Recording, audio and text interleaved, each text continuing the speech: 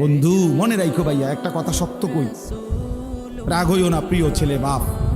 এই কপাল পৃথিবীতে উপার্জনের দুনিয়াবি কোনো কাজে লাগে না। এই হাত পাও এগুলা মানুষের অঙ্গ প্রত্যঙ্গ কাজে লাগে বিভিন্ন উপার্জনের কামে। এই কপাল এটা দুনিয়াবি কোনো কামে লাগে না।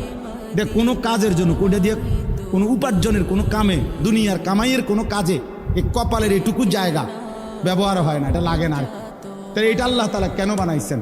খোদার কসম রব্বুল আলামিন এই কপাল শুধুই সেজদার জন্য বানাইছে, শুধু সেজদার জন্য। এই জন্য যে কপাল সেজদা দেয় না, যে কপালে সেজদা নাই, তুই মানুষও না, মানুষের বাচ্চাও না।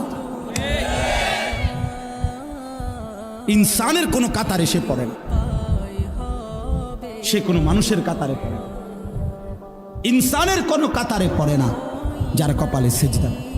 বন্ধু মনে রাখো ভাইয়া, একটা কথা শক্ত কই, রাগ হইও না প্রিয় ছেলে বাপ। এই কপাল পৃথিবীতে উপার্জনের দুনিয়াবি কোনো কাজে লাগে না।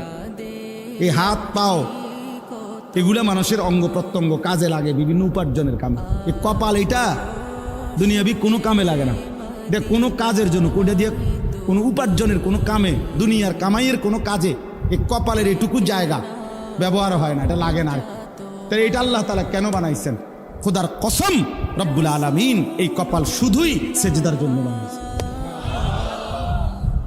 শুধু সেজদার জন্য।